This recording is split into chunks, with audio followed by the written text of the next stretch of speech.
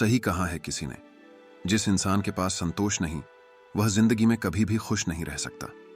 उसके अंदर हमेशा भावनात्मक बेचैनी रहती है। उसको कितना भी दे दो, उसका मन कभी भी खुश नहीं हो सकता। बहुत समय पहले की बात है, गौतम बुद्ध के शिष्य थे।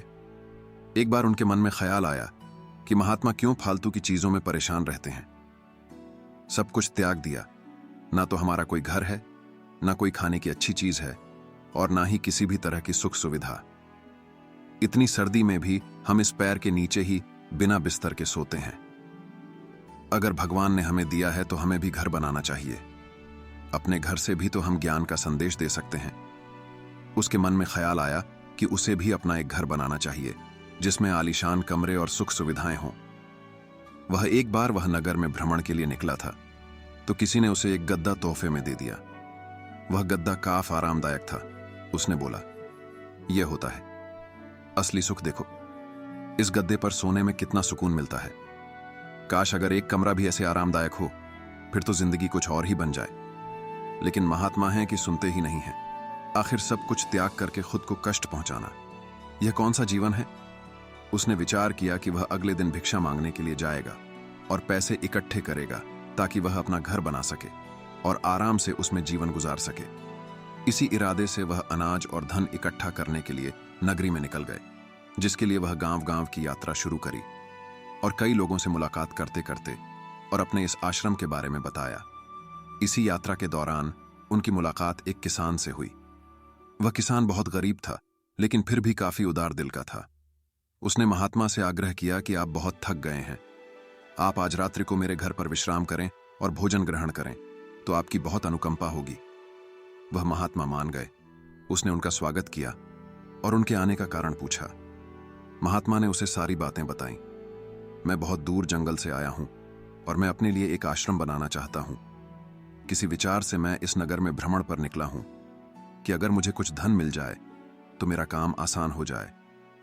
उस किसान ने महात्मा की बात सुनी और बोला, आप निश्चिंत रहे, हमारे गांव में बहुत से उदार और धनी लोग हैं जो आपकी मदद जरूर करेंगे। उसने महात्मा को भोजन कराया और बोला, आप चिंता ना करें, आप आज रात्रि को विश्राम करें, बाकी सुबह का कल देखेंगे। लेकिन उस किसान के घर में सिर्फ एक ही बिस्तर, एक ही चौकी थी और सोने का सिर्फ एक ही बंदोबस्त था। उसने महात्मा से आग्रह किया, आप मेरे बिस्तर पर सो जाइए, मैं नीचे जमीन पर सो जाऊंगा, मुझे कोई दिक्कत नहीं है। उसने एक पतली सी फर्श पर चादर बिछाई और फर्श पर लेट गया। थोड़ी ही देर में किसान जोर जोर से नाक बजाने लगा और गहरी नींद में सो गया। और यहां महात्मा को नींद नहीं आ रही थी। दरअसल उनकी पुरानी आश्रम में जो मोटा गद्दा था, जिसको किसी ने उनकी दान में दिया, महात्मा को उस गद्दे पर सोने की आदत थी। उस गद्दे में वह आराम से सोते थे। लेकिन आज किसान की चौकी पर कोई मोटा गद्दा ना था, इसलिए उन्हें रात भर नींद नहीं आई और रात भर बस किसान को देखते रहे और सोचते रहे, क्या आखिर यह कैसे निश्चिंत हो कि अपने फर्श पर सिर्फ एक पतली चादर पर नींद में सो रहा है। सारी रात ऐसे ही बीत गई। अगले दिन सुबह हुई, किसान उठा और महात्मा का चरण स्पर्श किया और महात्मा से पूछा कि आपको रात में कोई दिक्कत तो नहीं हुई। महात्मा ने बोला, नहीं, मुझे कोई दिक्कत नहीं हुई, लेकिन मैं तुमसे एक बात पूछना चाहता हूं। तुम बिना किसी बिस्तर के इस फर्श पर कैसे सो जाते हो? तुम्हें नींद कैसे आ गई? मैं तो यही देखकर हैरान हूं। किसान बताता है, दरअसल दिन भर मैं मजदूरी करता हूं और मजदूरी से शरीर में इतनी थकावट आ जाती है कि घर आते ही मुझे बस बिस्तर की तलाश होती है। मोटे गद्दे बिस्तर ना भी हो तो मेरा काम चल जाता है। मैं घर आते ही खाना बनाता हूं और उसके बाद मैं कहीं भी सो जाता हूं। मुझे कोई दिक्कत नहीं है। मुझे नींद भी बहुत अच्छी आती है।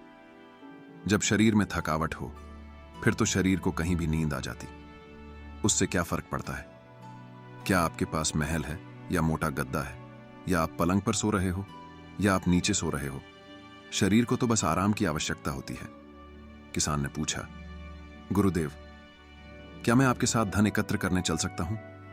मेरी इच्छा है कि आपके साथ आपके उस आश्रम बनने में मैं आपका योगदान दूं और आपके साथ मिलकर काम करूं। तब महात्मा ने बड़ी विनम्रता से उत्तर दिया, पुत्र, तुमने आज जो मुझे ज्ञान दिया है वो ज्ञान मुझे आज तक नहीं मिला। आज मुझे पता चल गया इंसान के मन का असली सुख क्या है। अब मुझे किसी आश्रम और महल की इच्छा नहीं रही। इतना कहकर वह महात्मा धनदान करके वापस अपने आश्रम को लौट गए। उन्होंने जो कुछ भी धन एकत्र किया था वह गरीबों में बांट दिया और स्वयं एक छोटी सी कुटिया बनाकर रहने लगे। जीवन का सुख संतोष में है। अगर मनुष्य के पास जो भी है वह उसे स्वीकार कर ले और उसी में संतोष कर ले तो जीवन में उसे खुशियां तलाशने की जरूरत नहीं है। वह उसका सारा सुख उसी वक्त अनुभव कर लेगा। कई घरों में अपार धन दौलत, ऐशो आराम होते हुए भी वहां सुख शांति नहीं होती, क्योंकि उनके पास जो कुछ भी है वह उससे संतुष्ट नहीं हो रहे। कहते हैं जिन्हें दूसरों की थाली में घी ज्यादा दिखता है वह कभी खुद से भरपेट नहीं खा पाते। इंसान को चाहिए कि उसके पास जो कुछ भी है वह उसी में खुश रहे, लेकिन इंसान ऐसा कर नहीं पाता और अक्सर दूसरों को देखते हुए और खुद को और ज्यादा चाहने की इच्छा एक अच्छे इंसान को कभी भी खुश नहीं रहने देती और इसी तरह से पूरा जीवन असंतोष में बीत जाता है। उसके पास इतना है, मेरे पास इतना क्यों नहीं। हम हमेशा दूसरों को देख के उनसे परेशान रहते हैं कि हमें इतना क्यों नहीं मिला। आखिर जिंदगी का असल दुख इन्हीं सब चीजों के बारे में सोच कर आता है। इसीलिए कभी कभी हमें चाहिए कि हम खुद इस बारे में विचार करें कि हद से ज्यादा इच्छा कितना सही है। जो मिले हम उसमें भी तो खुश रह सकते हैं। ज्यादा लालच और हद से ज्यादा इच्छाएं अक्सर इंसान को भावनात्मक रूप से बीमार करती हैं। हम उम्मीद से ज्यादा अपेक्षाएं पालते हैं और जब वह चीज पूरी नहीं होती तो हमें दुख होता है और हम चिंता करने लगते हैं। जब जीवन में संतोष ही नहीं तो फिर भला जीवन का क्या मतलब। ऐसे में तो हर दिन हम परेशान रहेंगे। इसीलिए इस बात पर विचार करने की आवश्यकता है। हमेशा याद रखें, संतुष्टि ही जीवन का मूल मंत्र है। अगर इंसान में संतोष है तो कोई भी दुख उसे छू नहीं सकता। जीवन का यही रहस्य है। जो मिले उसमें खुश रहना सीखो। बाकी अगर यह कहानी आपको अच्छी लगी हो तो इस वीडियो को लाइक करें और ऐसी और कहानियां सुनने के लिए इस चैनल को सब्सक्राइब करें। तब तक मिलते हैं हम आपसे ऐसी ही एक और प्रेरणादायक कहानी के साथ अगले दिन। धन्यवाद।